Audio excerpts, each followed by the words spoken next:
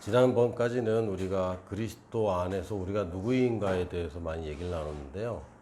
그리스도 안에서 우리가 누구이고 무엇을 가졌는가만큼 중요한 게 사실적으로 우리가 그리스도 안에서 어떤 삶을 사느냐입니다. 아는 것으로는 끝나지 말고 삶이 중요한데 그 삶에 관한 이야기를 지금부터 시작을 할 거고요. 먼저 성령님에 대해서, 그리고 말씀에 대해서, 그리고 부르심에 대해서 세 가지 주제로 나누겠습니다. 오늘은 성령님에 관한 이야기 중에 성령님의 내주와 외주에 대해서 좀 얘기를 하려고 합니다. 먼저 성경 구절은 요한복음 14장 16절을 찾아보겠습니다. 요한복음 14장 16절에 보면 내가 아버지께 구하겠으니 그가 또 다른 보혜사를 너희에게 주사 영원토록 너희와 함께 있게 하리니. 그래서 이제 보혜사라는 말이 나오는데요. 보혜사라는 말은 사실 한국말로도 거의 안 쓰는 말이고 오직 성경에만 있습니다. 이게 헬라어로는 파라클레이토스라는 뜻인데 이거는 앞에서 옆에서 위에서 아래에서 하여튼 나랑 아주 딱 붙어서 나와 늘 동행하면서 도와주는 분이라고 이제 설명이 가능합니다. 근데 여기 예수님께서는 또 다른 보혜사, 다르다는 게 different의 다른 게 아니라 another의 다른입니다. 그러니까 사실은 성격이나 어떤 품질이나 이게 모든 게 다 똑같은데 이게 두 개란 얘기예요. 그래서 another one입니다. 예수님과 성령님이 하나인데 같은 분인데 똑같은 성질인데 단지 예수님은 육체 안에 계셨고 성령님은 육체에 제한 없이 우리에게 오셨습니다. 그래서 예수님께서는 내가 가는 것이 너에게 더 이득이 된다. 왜냐하면 당시에 예수님은 육체 안에 계신 한 분이셨고 그래서 많은 사람과 함께 있는 것은 사실상 불가능했습니다. 그리고 곁에 가까이는 계셨지만 예수님이 내 안에 들어올 수는 없는 거죠. 육체를 가진 예수님이 내 안에 들어오는 것은 불가능합니다. 그러나 예수님께서 이제 하늘나라 가시고 나서 성령님을 보내주셨는데 성령님은 내 안에 계시기도 하고 또 내게 임하기도 합니다. 구약 때는 내 안에 계신 성령님이라는 건 없어요. 성령님이 계시다면 하나님이 이 땅에 계시다면 오직 그 시은 좌, 다시 얘기하면 지성소에 있는 언약궤의 뚜껑에만 계셨습니다. 이게 지성소죠. 지성소는 하나님 계셨고 지성소를 포함한 그것을 우리가 성전이라고 불렀고 거기에만 하나님이 계셨습니다. 그러니까 하나님이 물론 이제 가끔 내려와서 만나기도 하고 이렇게 했지만 이제는 그 풀타임으로 상시로 계시기로 한 곳은 오직 지성소밖에 없었습니다. 한 사람의 육체 안에 성령님이 들어와서 계속 계신 적은 없어요. 그래서 임한 적은 있지만 들어온 적도 없었고 성령으로 잉태된 예수님이 첫 번째 사람이고 그리고 그 다음에 그 후손들인 우리도 성령으로 거듭나는 사람들이라 우리 안에는 성령님이 계십니다. 근데 성령님과 이제 거듭난 영은 구별할 수가 없어요. 이게 이걸 잘 이제 이해해야 되는데 이게 잘못되면은 그럼 내가 성령님이랑 같은 영이란 얘기야? 같습니다. 근데 같다고 얘기하면 뭔가가 좀 불편한 거죠. 우리가 거듭날 때 하나님의 영이 아닌 다른 영으로 거듭날 수 없습니다.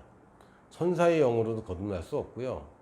거듭났다면 영에게서 태어났다면 성경에서는 너희는 하나님께로부터 태어나서 그랬거든요. 우리가 하나님으로부터 태어났습니다. 근데 하나님은 영이시고 하나님의 영이 아닌 다른 영으로 우리가 탄생될 수가 없어요. 하나님께서 아담을 창조하실 때도 말씀으로 만든 것이 아니라 말씀으로 창조된 흙으로 창조된 인간의 육체에 하나님의 자기 것을 불어넣었습니다. 그러니까 이 세상 모든 만물 창조 중에서 하나님 것을 집어넣어 준 거는 인간밖에 없고 하나님의 숨결, 호흡, 또 영, 이게 사실은 헬라어에서 다 같은 단어입니다. 그러니까 하나님이 우리를 원래 인간인 아담에게도 성령님과 똑같은 재질의 영으로 만들어 주셨고 타락했을 때 이 영이 내 영은 죽은 채로 태어나게 되어 있고 또는 빈 채로 태어나게 되어 있지만 여기에 누가 들어오시냐면 성령님이 들어오셔서 이제는 더 이상 내 영이 거듭난 영이 되었는데 이 거듭난 영과 성령님을 구별할 수가 없습니다. 마치 내 핸드폰이 방전이 됐단 말이에요. 원래는 충전되어 나왔는데 이게 어느새 방전이 되어 있고 내 전자제품인 이 핸드폰은 전기가 있어야 움직이는데 결국 발전소에서 만들어진 전기가 내 핸드폰에 충전이 되어 있는데 그 전기나 이 전기를 구별할 수가 없는 거예요. 그 전기와 이 전기는 똑같습니다. 이게 이제 과학적인 얘기인데 심지어 모든 만물이 가지고 있는 전자는 다 같은 전자입니다. 종류가 한 종류예요. 한 종류의 전자만 갖고 있어요. 그렇죠? 마찬가지로 성령님이라는 그 재질과 내 영이라는 재질은 같은 재질입니다. 그렇지 않으면 생명을 줄 수가 없어요. 인간이 인간을 낳는 것이고 개가 개를 낳듯이 성령님이 내 영을 낳았잖아요. 새롭게 창조하시고 새 피조물이 되셨다는 얘기는 이제 성령님이 내 안에 들어오시면 더 이상 나의 영과 성령님을 구별할 수가 없습니다. 다음 시간에 성령님의 열매를 얘기할 때도 성령님의 열매가 곧 내 영의 열매입니다. 성경에서도 그냥 푸뉴마라고만 얘기했지, 그러니까 홀리 스피릿 그러면 성령이 맞아요. 그러나 그냥 스피릿이라고 얘기할 때 이게 성령님을 얘기하는 건지 내 영을 얘기하는지 굉장히 난감합니다. 그래서 문맥에 따라 봐야 되는데 대부분 나의 영을 얘기합니다. 성령님이 내 안에 들어오셔서 이제는 내가 가진 이 영이 성령님과 똑같은 것을 갖게 되었습니다. 다르게 얘기하면 내 안에 성령님이 계신 거예요. 근데 그게 내 영이란 말이지 이제. 그러면 성령님이 임하시는 것, 성령님의 임재 또는 성령님의 기름 부음 또는 은사 이런 것들은 어떻게 되느냐. 이거는 성령님이 또 나를 도와주시는 겁니다. 능력으로. 그래서 정확하게 성경을 보면 예수님이 부활하신 후에 제자들을 만났을 때 후 하고 숨결을 부셨어요. 그러면서 성령을 받으라 그러셨습니다. 그런데 그때 방언한 건 아니에요. 그때 사람들이 영의 생명을 받았습니다. 그러나 오순절날 임한 성령님은 은사로 능력으로 임한 분이죠. 그래서 그때 성령 충만을 받게 된 거고 그것을 다른 말로 성령 세례라고도 얘기합니다. 그러니까 이거는 좀 다른 이벤트인 거예요. 구원받는 것과 성령 충만받는 것은 별개의 이벤트가 될 수도 있습니다. 이게 동시에 일어날 수도 있지만 또 별개에 일어나기도 해요. 이건 뭐가 같으냐면 내가 태어났을 때 물론 사람은 이제 아버지 어머니 양성생식이긴 하지만 우리는 이제 아버지로부터 태어나잖아요. 내 생명은 아버지의 생명을 가졌기 때문에 나는 이미 아버지의 생명력을 다 갖고 있는 겁니다. 물려받아서 유전자로. 그렇죠? 그런데 아버지의 생명을 내가 가졌을 뿐만 아니라 살아계신 아버지가 나를 돌봐주잖아요. 아버지는 내 안에도 있지만 내 옆에도 계십니다. 이해됐어요? 하나님 아버지도 똑같습니다. 내가 어머니와 아버지의 유전자를 내 안에 갖고 있고 그리고 또한 그분이라는 실제 존재하는 분으로 내 옆에 계시죠. 그런데 거듭났다고 해서 태어났다고 해서 늘 아버지의 존재가 내 옆에 있지 않을 수도 있는 거예요. 그거는 별개가 될 수도 있는 겁니다. 태어났지만 고아가 된 사람들이 있는 거예요.